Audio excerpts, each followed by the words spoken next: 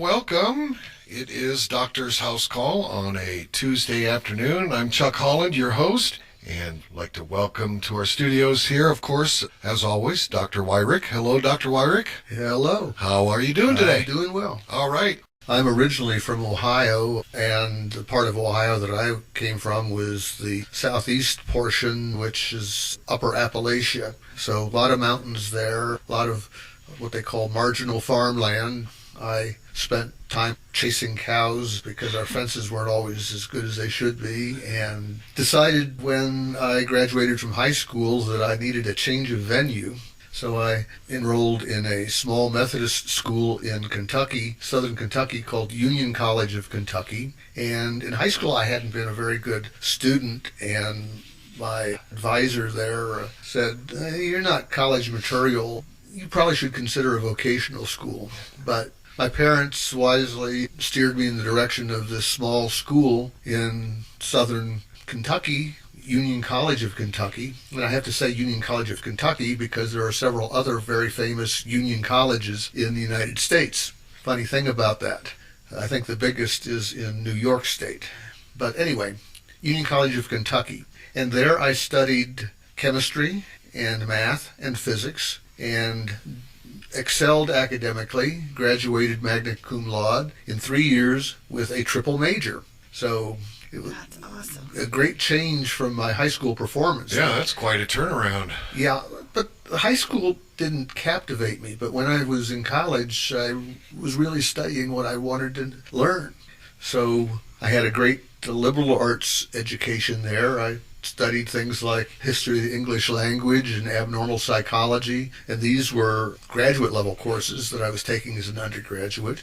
I spent about a month in Europe as part of a French class tour of Europe and came back, and when it came time for me to decide what to do next after Union College, I was accepted at a number of schools, including Vanderbilt and Duke University. And I chose Duke University to attend, and I went there and left Duke University with a master's degree in organic chemistry.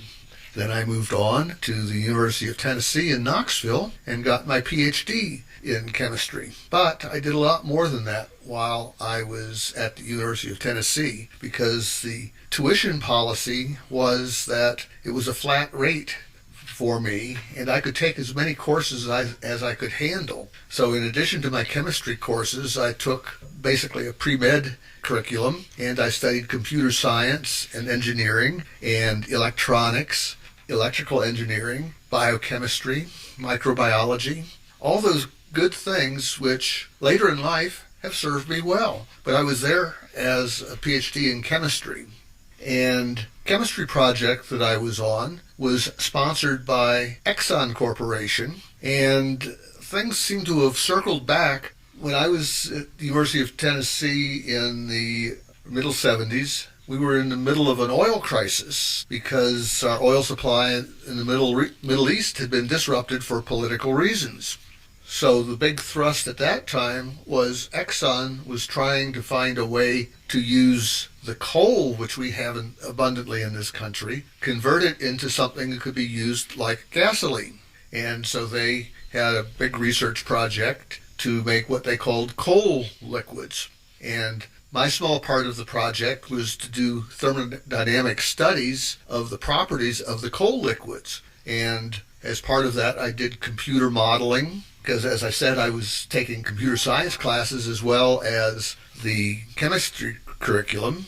And I wound up getting a paper published in the industry journal Fuel, and eventually graduated from University of Tennessee with my PhD in chemistry. But it was a chemistry doing computer modeling, basically, of thermodynamic systems. So that was a lot of fun. So what was I going to do with myself next? I interviewed with a college in Tallahassee, Florida that had a active computational chemistry curriculum. I was considering being a postdoc there, but I got a invitation from Auburn University, a visiting faculty who had spoken at the University of Tennessee, and I had attended his lecture, had been hired by Auburn University to help create a computer science and engineering graduate program, which they didn't have at that time. And I was invited, based on the strength of my current computer science, to go to Auburn and work as an instructor teaching low-level programming languages, basic assembly language, Fortran, BASIC, those kinds of things. And they would give me support for me to pursue a PhD in computer science and engineering. And by the way, they offered me about twice as much money as I had been offered for the postdoc position in Tallahassee. So that was kind of a no-brainer. I moved on to Alabama and was at Auburn University for 3 years. And the main research project that I worked on there was actually part of Star Wars. Very small part of Star Wars. I was working on helping the Army to develop better Fortran code, which they were using for the early Star Wars missile guidance systems. So I worked on that until the funding ran out.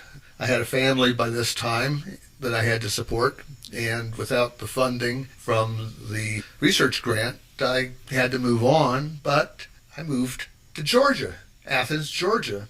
And based on the fact that I had a PhD and all this, I was all but dissertation from Auburn University in computer science and engineering. I taught computer science at the University of Georgia for 3 years. And I was also affiliated with their artificial intelligence program. And all of that was great, but at the end of 3 years I had to move on.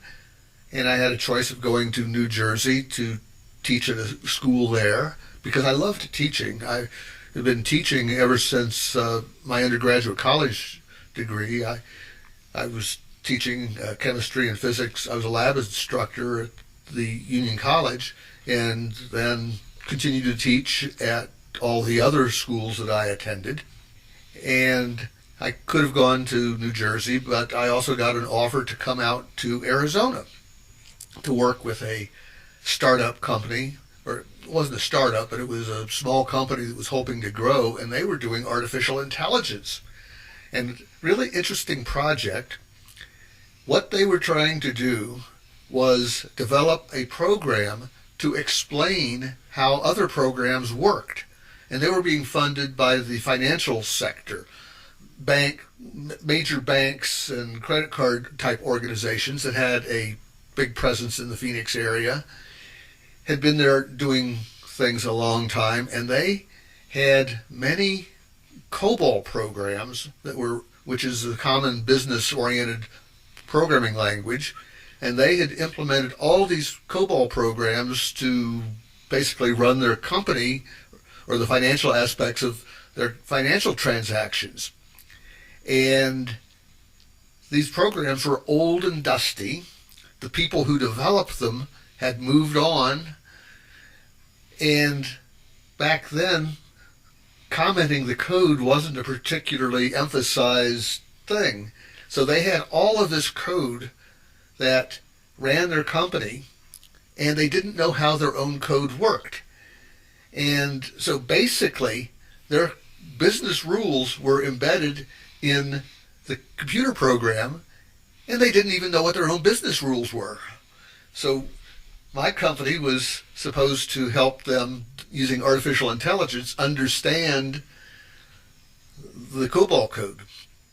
Well, we didn't have as much success as we had hoped, and after a couple of years there, we went bankrupt. And I went through a number of part-time jobs and so forth after that, until I was looking in the want ads for jobs, and there was a small blurb about a small medical school looking for a microbiology lab instructor. And I said, I took microbiology at Union College, and I took more microbiology at the University of Tennessee. I can do this. So I dusted up, dug out my old textbooks, skimmed through them to refresh myself, and then I went for a job interview, and I got the job, teaching at this small medical school. Turns out that small medical school was Southwest College of Naturopathic Medicine. And after teaching the lab for one semester, I was asked to teach the lecture as well. And so I did that for a couple years, teaching mostly microbiology and immunology and some of the other basic sciences from time to time when another faculty member had to be absent from class.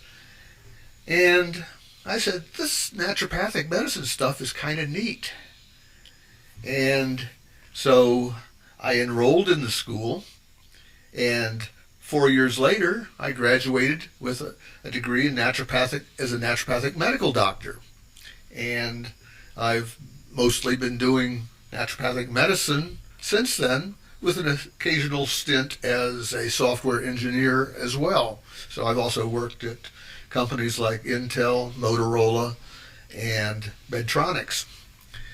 Big names. I was a little cog, of course, but I've had a fascinating life, and at 70 years looking back, I can't say I would have done it any other way. But now I'm here in Payson, and I am doing naturopathic medicine. I do both internal medicine, and I have been doing the spinal adjustments, the physical medicine that Dr. Gear had been doing. And so I have many of his patients that I'm now treating, as well as I've developed a number of patients that are mine to start with, and Dr. Gear didn't recruit. So I'm enjoying all of that, and patients generally walk out with a smile on their face because I'm very careful about, after I've treated the patient, to stand up, walk around. How you doing? Oh, doctor, it still hurts right there. Okay, get back on the table. Let's see what we can do. And so I'm kind of a perfectionist. If I can't give the patient value, I try harder. It's not just, here are the moves that I'm going to do, and then goodbye. It's, let's do whatever it takes.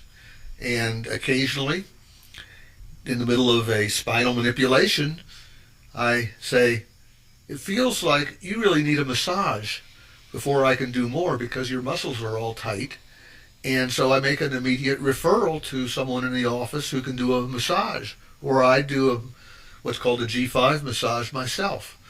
So we have a number of different modalities. It's a very fulfilling profession to be helping people medically. My biggest complaint about my station in life is both a blessing and a complaint, really. And that is that insurance generally doesn't accept my form of medicine, my degree. And so patients that come to me generally have to pay out of their own pocket. I do try to keep costs as low as possible for my patients, but it is out of pocket. But that gives me a certain freedom because, just as an example today, I was consulting with a patient who was concerned about their thyroid. And thyroid happens to be one of my special interests. And I was reviewing with this patient her lab work, and I said, well, this is on the high side of normal. It's normal, but it's high normal. This is low normal. This is in the middle. Looks to me like, based on the conventional medicine that the insurance companies have written the book on, basically, there's nothing wrong with you. I can't give you a diagnosis of low thyroid. So I can't, if I were an allopathic medical doctor, that's an MD or a DO or most nurse practitioners, if I were taking insurance and practicing in that form of medicine, I would have to say, nothing wrong with you. I can't treat you for a thyroid. But because I'm not taking insurance, I can say, well, I can see that your thyroid is within the normal range, but it's not optimal. And you have complaints that suggest that your thyroid isn't working as well as it could. It's still, quote, normal, unquote, but it's not working as well as it could. So let's optimize your thyroid, and I can then proceed to treat. But that's only because I'm not taking insurance. If I were to if I were taking the insurance, billing the insurance company, and I started to treat the thyroid of a patient that had normal thyroid function, quote unquote, the insurance company would be up all over me and I'd lose my license very likely. So you kind of get what you pay for sometimes, and it stinks the way the medical system has been evolving. A model where everybody has a healthcare savings account that they can use to spend at whatever healthcare providers that they want would be a much better way to run a medical system, in my opinion. But I'm just one voter out of too many that think otherwise. So it sounds like a typical appointment with you is, first of all, you sit down and speak with the patient, talk to them, find out what's going on with them, and spend what I'm comparing to is normal MDs, quite a bit more time with the patient, getting to know what they're all about, where their problems exist, how did they get to that point where they're coming to see you. Right. That's one of the things that the insurance companies have been pushing very hard on, is they're trying to drive down the physician payment. And so based on insurance reimbursement rates, physicians are lucky to be able to afford 10 minutes with a patient, and very often that 10-minute patient visit, half of it is occupied by what are sometimes called physician extenders, nurses who take the blood pressure and so forth, nurses who talk to you, how was your last visit, anything new, and then the doctor comes in, looks at what the nurse has written, talks to the patient for a couple minutes, and writes a script. And that's a typical medical doctor visit. I think we've all experienced that throughout our lives. And trust me, the medical doctors are not happy about that. Yeah. But when the medical industry has been so much driven by insurance, and the insurance companies setting the rules and seeking to minimize costs, and granted, it's to the patient's best advantage to have an efficient medical treatment, but you want to get the most bang for your buck. But so if the doctors were not efficient, if the patient had to pay for a 2-hour visit while the doctor bumbled around and talked about his golf game and so forth, that would increase the cost to the patient, whether they're paying through insurance or paying directly. So there has to be a happy medium. We can't say 10 minutes is optimum. It's not. And many times I've heard, and especially in some of the other countries that have more socialized medical problems, you make an appointment to see the doctor for one problem, and you can only deal with one problem per visit, 10-minute visit in many cases. And the whole naturopathic philosophy goes against that. It's hard for a naturopath to function in that kind of insurance regime, because naturopaths like myself are trained to look at the whole person. That means you come in with a problem with your feet, I'm going to want to know how your digestion is and what your heart's doing and what your spine is doing. And so it's going to be a much more broad interview with the patient, and perhaps more testing of different body systems before I come up with a diagnosis and treatment plan. But that's really the way medicine should be practiced, rather than, okay, you're here today, you've got a sore throat, open your mouth and say, a swab, lab test comes back, okay, here's your prescription. But doctor, my back hurts too. Make another appointment. You came here because your throat was sore. And doctors find that frustrating. I would imagine they do. And I find that frustrating. So I've escaped the system, but now I have to offer value to my cash patients. And so I do my best to do that.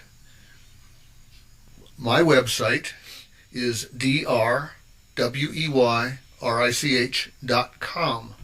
And up at the top there is a link to Multimedia Archive, which has more information about radio shows like this, supporting information in many cases, links to YouTube videos that of portions of the radio show in some cases, and it's generally a good place to poke around and see what I'm up to.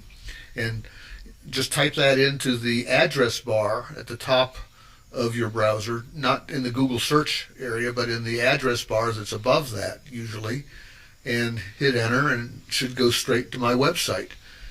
If you go through the Google thing, you'll get all kinds of links, some of which are to other places and not nearly as good of a user experience. And we'll be having a new website for health and wellness to replace the Payson Health and Wellness website that Dr. Gear was using, the drbobgear.com website. But that's not up yet. So that's all in the works presently. That's all in the works, and we expect to be doing additional advertising on KMOG at various other times of the day, giving you additional information on what we're up to. And so that's where we're at. My website, drweyrich.com. All right. Well, we got a final recap.